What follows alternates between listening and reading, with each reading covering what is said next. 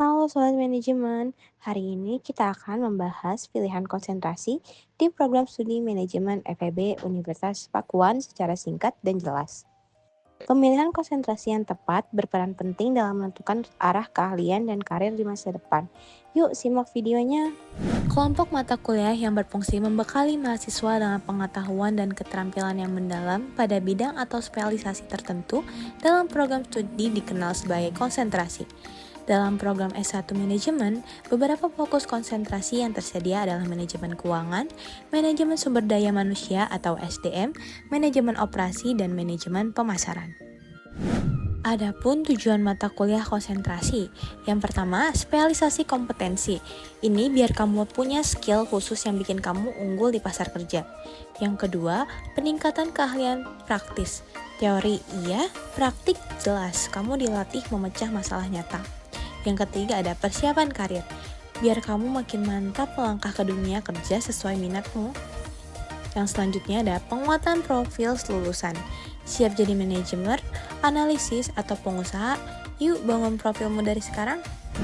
Manfaat konsentrasi buat kamu. Yang pertama ada pengembangan keterampilan khusus mahasiswa dapat menguasai keterampilan yang lebih spesifik dan relevan dengan bidang yang diminati, misalnya penguasaan analisis pasar untuk konsentrasi pemasaran atau pengelolaan investasi untuk konsentrasi keuangan. Yang kedua ada kemudahan masuk dunia kerja. Lulusan dan konsentrasi tertentu lebih mudah menyesuaikan diri dengan kebutuhan industri karena telah memiliki pengetahuan yang relevan dan mendalam. Selanjutnya ada peluang kerja yang lebih luas.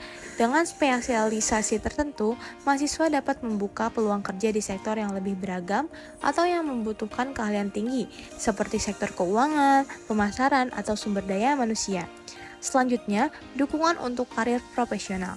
Konsentrasi membantu mahasiswa fokus pada tujuan karir tertentu, misalnya menjadi manajer proyek, analisis pasar, atau spesialisasi SDM. Selanjutnya, kemampuan problem solving yang lebih baik. Kemampuan program solving yang lebih baik.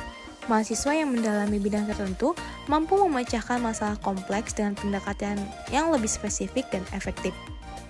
Selanjutnya, persiapan untuk studi lanjutan. Konsentrasi mempersiapkan mahasiswa untuk melanjutkan pendidikan ke jenjang lebih tinggi, seperti program magister atau spesialisasi profesional. Di manajemen ada 4 pilihan, yaitu manajemen keuangan, manajemen pemasaran, manajemen operasional, manajemen sumber daya manusia. Manajemen keuangan. Konsentrasi manajemen keuangan adalah pemfokusan studi dan praktik dalam bidang manajemen yang mendalami pengelolaan keuangan perusahaan secara keseluruhan, mulai dari perencanaan, penganggaran, pengumpulan dana, hingga analisis dan pengendalian untuk mencapai tujuan perusahaan. Bidang ini mempelajari cara mengoptimalkan kinerja keuangan perusahaan melalui keputusan investasi, akuisisi, manajemen modal, dan instrumen keuangan lainnya. Yang pertama ada International Financial Management, yang kedua ada Investment dan Portfolio Management, yang ketiga adalah Corporate Financial. Manajemen operasional atau MO. Konsentrasi manajemen operasional adalah studi yang berfokus pada perancangan, pengelolaan, dan peningkatan sistem operasi perusahaan untuk menghasilkan barang dan jasa secara efisien. Fokusnya meliputi efektivitas penggunaan sumber daya seperti tenaga kerja, peralatan, dan material untuk memaksimalkan keuntungan dengan biaya dan waktu yang minimal, serta kualitas yang tinggi. Bidang ini mempelajari cara mengelola proses produksi, logistik, dan kualitas untuk mencapai tujuan bisnis perusahaan. Mata kuliahnya ada Production and Operation Planning, Quality Management, dan Supply Chain Management. Manajemen pemasaran. Konsentrasi pemasaran adalah fokus studi yang mempelajari cara merancang, mengelola, dan mengevaluasi strategi pemasaran untuk mencapai tujuan perusahaan, termasuk mengidentifikasi target pasar, menciptakan nilai, membangun hubungan dengan pelanggan, dan mengoptimalkan keuntungan. Konsentrasi ini membekali mahasiswa dengan keterampilan dalam riset pasar, perilaku konsumen, branding, strategi promosi, dan pemasaran di digital untuk mendorong kesuksesan bisnis. Mata kuliahnya ada Marketing Strategy, Consumer Behavior, Service Marketing Management. Manajemen Sumber Daya Manusia atau MSDM.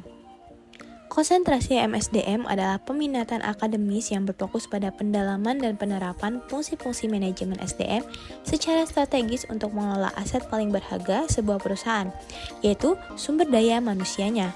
Konsentrasi ini bertujuan untuk mengoptimalkan potensi karyawan dan mencapai tujuan organisasi secara efektif melalui studi kasus dan penerapan praktis.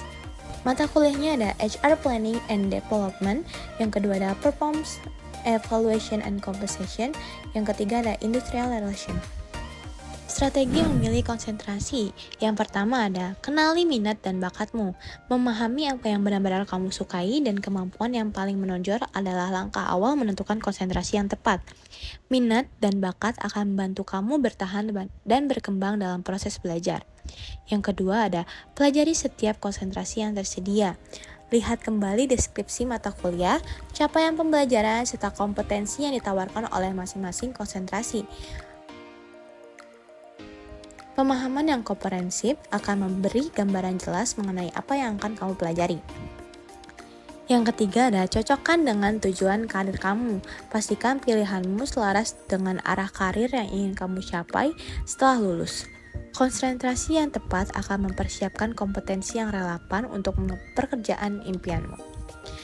Yang keempat ada perhatikan tren industri dan kebutuhan pasar. Pertimbangkan perkembangan dunia kerja saat ini.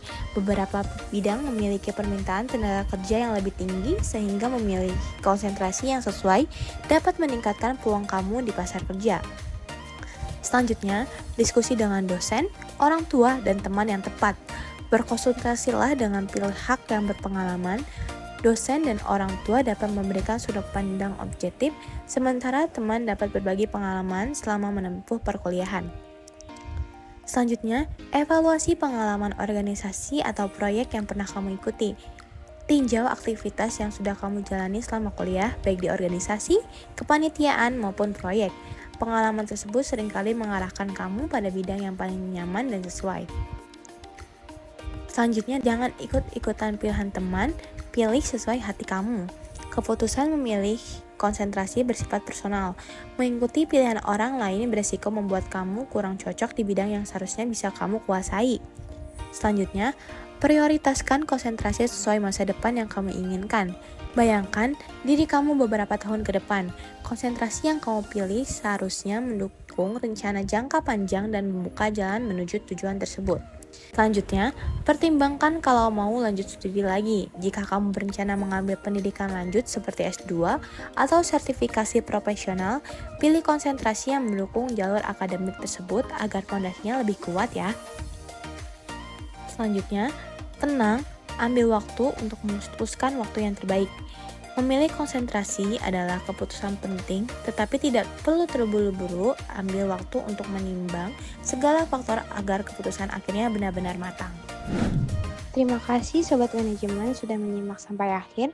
Semoga penjelasan tadi membantu kamu memahami pilihan konsentrasi dan manfaatnya untuk menyiapkan karir serta pengembangan keahlian. Ingat, pilihan konsentrasi berdasarkan minat, kemampuan, dan rencana masa depanmu bukan karena tren sesaat.